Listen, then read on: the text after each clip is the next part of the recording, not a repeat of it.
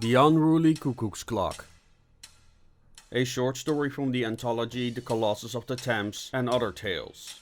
A steampunk collection by Mark R. Brandon. So, you're attached to the special branch of Scotland Yard, are you, Inspector? The homeowner in question, one Mr. Harrison, was attempting a technique known as report building, Max training suggested. In this case, the man was using coarse general knowledge of the workings of the police to pretend a level of sophistication it was clear he did not possess, judging by the array of pretentious middle-class gewgaws neatly arranged on the long table in the tiled hallway. Invigilator, Max sighed. This was a common occurrence in his profession. Oh yes, of course. I'm terribly sorry. Harrison was a beetle-like man of perhaps 55, bereft of whiskers and moustache, clearly an accountant, banker, actuary, or worse, insurance man. Look, here's Sicily with tea.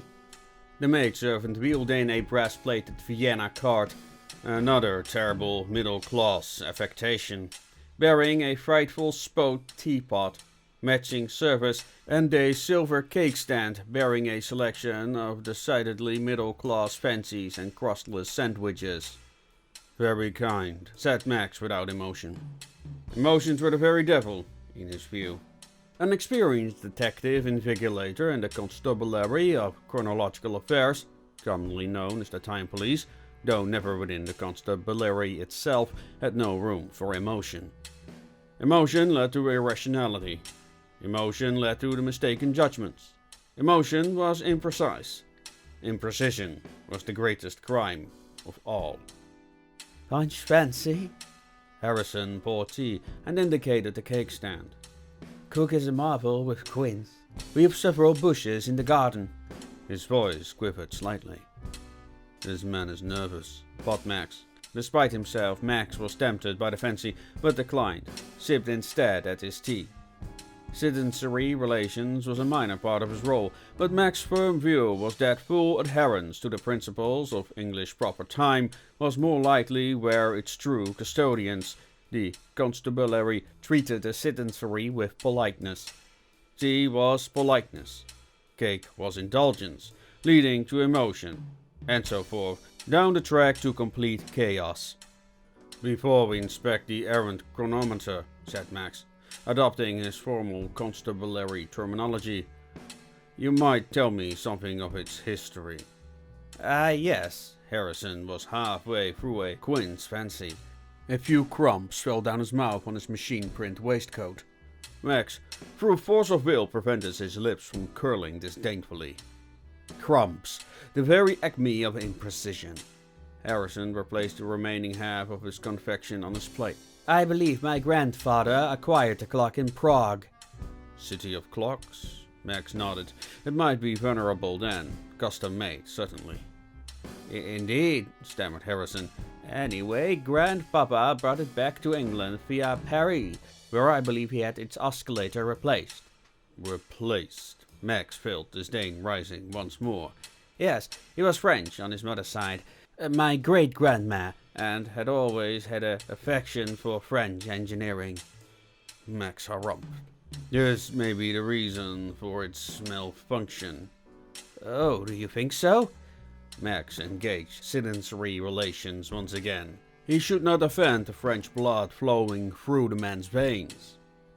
French machinery is customarily a superb design, he said, carefully, though our experience is that what it may achieve in style, it loses in reliability. He pronounced the last word, one of the watchwords of the constabulary, with emphasis and not a little reverence. Oh, said the beetle. Max smiled tightly. Do go on. What is its maintenance history? Well, I am, of course, cognizant of my role as a custodian of time. Max fought hard to stop his eyes rolling. Why did we choose to indulge the middle class with that nonsense? And so it has been our practice, Mrs. Harrison and I, to make sure that at the first sign of trouble or variance, we attend the clockwork clockmaker of Estuary Row in the city of London. Very prudent. And how do you detect any variances? This was a standard constabulary question. Any owner of the fine timepiece or striking clock should be aware of their responsibilities, but modernity had encouraged a certain laxity anathema to the maintenance of English proper time.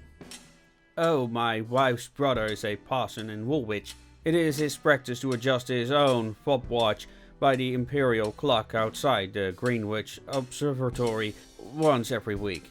When he comes for tea on a Sunday, we verify all our timepieces via his pocket watch.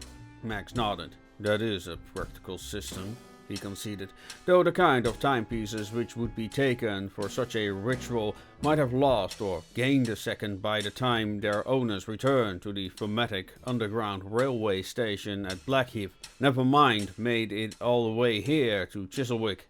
Still, weekly adjustments were the backbone of English proper time, and he suspected few adhered to the advised regimen. Max was mildly impressed. So, Mr. Harrison, when did this malfunction first occur? As I explained in my letter. Harrison held out a copy to Max, who gave a curt nod but did not take the sheet.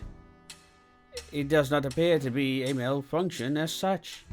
Let me be the judge of that, said Max stiffly. That is to say, Harrison jumped back in, that it keeps perfectly proper time by my brother-in-law's pocket watch. It is, however, changing. Max had read Harrison's letter, the original of which was neatly folded inside his jacket, but scarcely believed a word of it. He presumed Mrs. Harrison had written it. So hysterical was it, so florid the language. Changing, you say? Perhaps we should inspect it. Harrison breathed a huge sigh of relief and jumped up from his seat. Oh yes, this way. It's in the drawing room. I did not want to risk trying to move it, though my good wife pleaded with me to do so. She will not enter that room now, which vexes her mightily, as she is something of a bridge aficionado. She holds a ladies' party every Wednesday, you see, but will not move her party to the smoking room on account of her dislike of the wallpaper in that room. She feels it's too masculine for a feminine company. Max sighed as Harrison withered on. Citizenry relations. What a very imprecise notion that was, in itself, given the propensity of said citizenry to jibber-jabber about all manner of twaddle. The clock hung in a generous alcove to the right of what even Max had to concede was an impressive fireplace of black marble with a grand pair of Prussian eagles on the overmantel. Grandpapa brought this fireplace back from Königsberg, explained Harrison. He was an energetic collector. So I see, said Max. It's a fine piece. And this is the clock. Max drew in a breath, despite himself. In his 25 years in the constabulary he never seen such the like. The clock was a common enough pendulum-regulated Charlotte-style hand clock, or jagdstoek. A well-made example, constructed in wood and topped with a stag's head surrounded by crossed oak leaves. Max hated hand clocks, not least because of the infernal bird which lived behind the trap door above the face and sounded every hour with increasingly irksome fanfare of "Cuckoo," thanks to the miniature bellows concealed in its nest. Something had been done to this one, however. The right face of the machine, almost half the clock, was encrusted with glittering parts.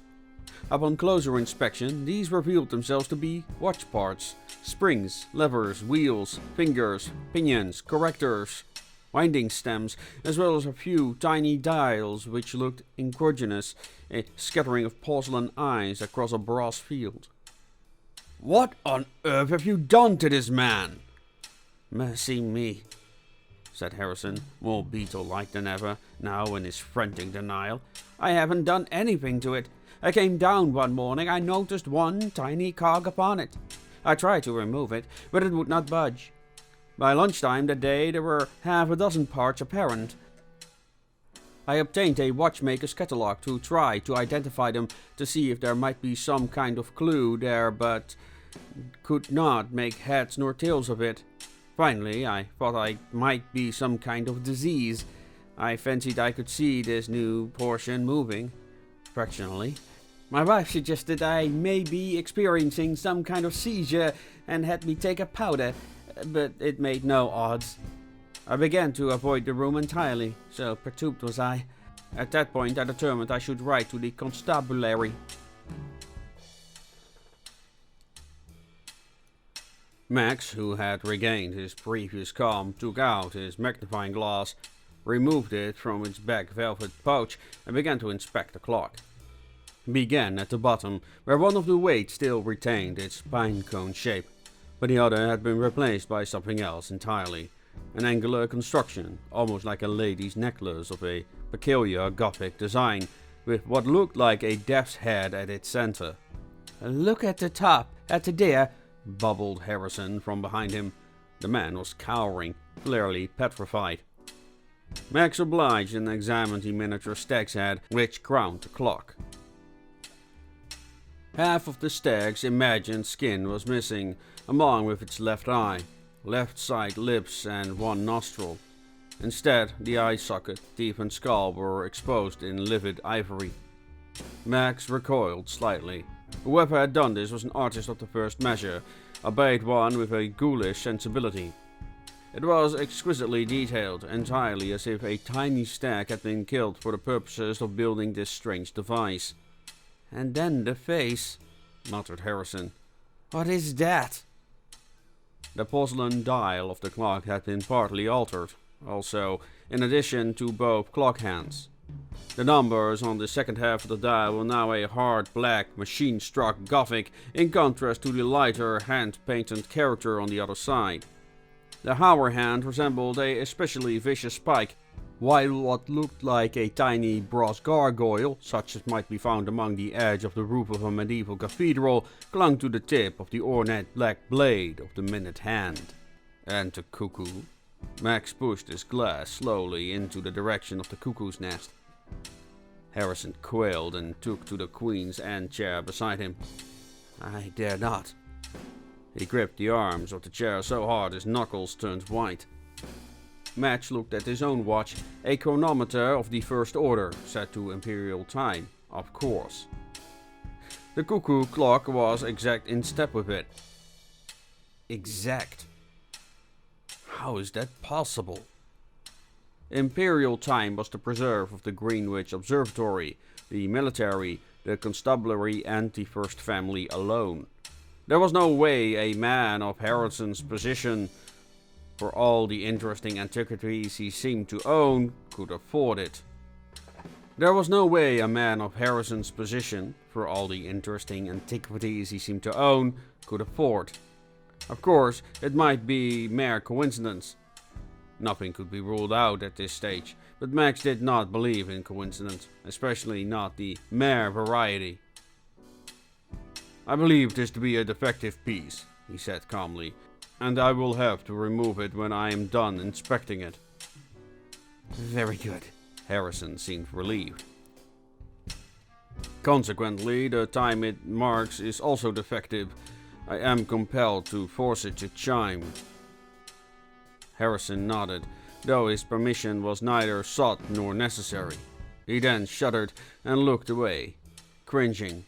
Max took a slim brass rod from his breast pocket and gently moved the minute hand to 12. Max took a slim brass rod from his breast pocket and gently moved the minute hand to 12. The trapdoor above the face? Now, Max noted, a replica of the circular steel door of a bank vault, opened with a click and its occupant burst forth. Max staggered back a couple of steps, despite himself. The tiny brass demon, no other word for it, which had taken the place of the cuckoo, gave an ugly hiss and flapped its gruesome brass bat wings twice before disappearing. But the very worst thing, was that after the demon had disappeared, the hands whirred around as if possessed, resetting the clock to its previous time. Imperial time. "This must be monkey shines," said Max under his breath. This could not be a prank. It was impossible. Impossible! A chill made its way from the base of Mac's skull to its extremities. He began to perspire, cool, moisture springing from every pore of his body. His heart hammered in his chest, his breaths became shorter. No, he must contain himself. He took 2, 3 deep breaths, closed his eyes until a measure of uneasy calm took hold. "Look closer, around the face," whispered Harrison. The man was curled up in a ball in his chair now. Max took up his magnifying glass again. He was aware he was shaking, almost imperceptibly, but definitely. He peered carefully at the clock to the right side of its corrupted face. As he looked, a tiny gear wheel appeared as out of nowhere, extending the boundary of brass over the wood below. But then, something else caught his eye. "Are those," he said, mostly to himself. "Tentacles," said Harrison with a shudder. "They're tentacles." Sure enough, Max noted 3 clumps of golden tentacles extruding from the body of the clock. Slim, evil-looking appendages equipped with tiny suckers as one might find on an octopus or squid. His mouth went dry. "What is this devilry?" "I don't know," wailed Harrison. Then, as Max looked through the glass still, he noticed that each occurrence of golden tentacles was in gentle motion, undulating, curling at the tips, suckers expanding and contracting microscopically. Max recoiled once again. "What is this devilry?" he repeated. 25 years in the Constabulary of Chronological Affairs had not prepared him for this. He started, but found himself lost for words. "What do we do?" Harrison pleaded. We must confiscate this thing," said Max, correcting himself on the basis that there was no way on God's green earth that he was undertaking this task on his own, unprepared. He would return to headquarters immediately and share his findings with the chief. This clock would be destroyed after a full examination, he was sure of that. Invigilators would be dispatched to Prague and to Paris, and he would make sure he was one of them. They returned to the dining room where Max sat down. He levered 2, 3, 4 small cubes of sugar into his tea and stirred it swiftly while Harrison watched transfixed. Max took it down in one swig. It would steady his nerves until he could get back to the constabulary. "You must seal and lock this room until my return," Max instructed as they exited to the hallway. The maidservant was standing there, ready to open the door.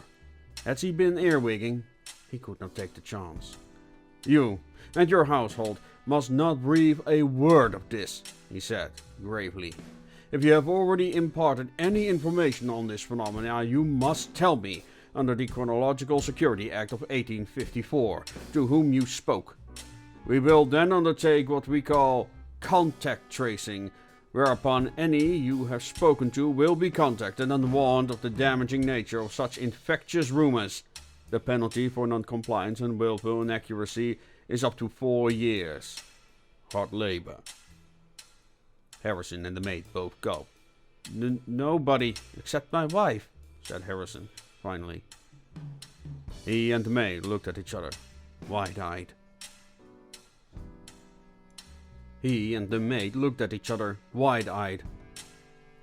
Max sighed.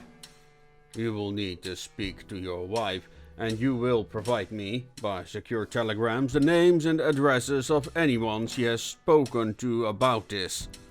Do you understand?" He handed the man a pad of secure telegram paper with the insignia of the Constabulary of Chronological Affairs at the top of each page. Harrison looked at the pad as if it might explode in his hands. He nodded. "This is a most serious case," said Max. "If you will provide me with the requisite names and addresses, I will recommend that you are not prosecuted for possession of an illegal chronometer," he added to Harrison's evident relief. "But this must go no further. Do you understand me?" Harrison and the maid both nodded. Max left and made to hail a hansom in the street. An automatic cabriolet arrived and he climbed aboard. He preferred automatics. Their brass drivers asked no questions and communicated no information to each other. If he had his way, every human cabbie in London would be out of a job simply on security grounds. The cab pulled away from the Harrison residence, joined the traffic on Ellesmere Road, and began the half-hour journey back to headquarters. Max was consumed by an unearthly unease, the like of which he had never felt. The dead stack, the self-conjuring gear wheels, the waving tentacles, that was all very unsettling. But the thing which perturbed him most, chilled him to the very core, was the thing marked Imperial Time. Imperial Time! Self-generated Imperial Time! No middle-class peacetime was capable of generating time of any kind, never mind Imperial Time. Imperial Time was uniquely accurate, the product of Greenwich atom, provided via glass conduits cast in copper sheets to the engines themselves and no others. Imperial Time was the province of the military and the railways alone. Even the chronometers in the Imperial Palace required daily adjustments to keep pace. That idea that this modest, ugly Jockstook could self-correct to Imperial Time was impossible, uncountenancable. God forbid there were other mutant clocks on the mantelpieces of England, or lurking in hallway cabinetry. Max shuddered at the thought. He felt in his pockets for a capsule of Dr. Havelock's Democratic Nerve Restorative and swallowed it dry. The hansom conveyed him rapidly to Aldwych, not quickly enough, he felt. After all, as the motto of the Constabulary of Chronological Affairs clearly stated, time was of the essence. Hello everyone, I hope you enjoyed this audiobook. This is the first Steampunk audiobook I've recorded, thanks to Mark R. Brandon, who was kind enough to let me one of his short stories for this project. This is something that I wanted to do for a very long time. People also requested me to do Steampunk stories by other authors that are not Association of Ishtar. So I hope you enjoyed it, and let me know if you want me to make more content like this. I've had very little time to make original videos. The reason for that is that I finished the draft of my own steampunk novel, The Wrench in the Machine. I'm also working on a comic book. I hope that will come later this year as well. On our podcast, the Radio Retro Future podcast, and of course the new podcast, the Arcology podcast, in which we talk about old media that has been a major influence on the retrofuturistic genre. So go check those out as well. And we now also have an audio-only podcast that you can find on all your favorite streaming platforms. If you want to contribute, join our Discord. A link will be down in the description. And as always, make things your way.